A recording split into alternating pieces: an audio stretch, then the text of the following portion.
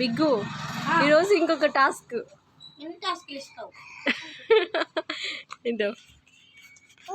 ఇదిగో దీన్ని తీసుకో.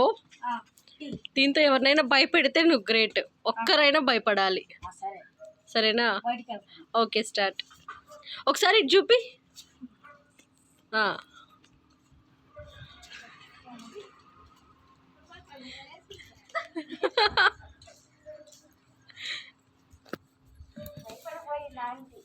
నువ్వు భయపెట్టాలి.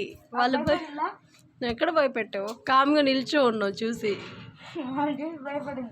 పో భయపెట్టు ఎవరినైనా. ఎవరైనా ఏమైనా అంటే నాకు సంబంధంలా.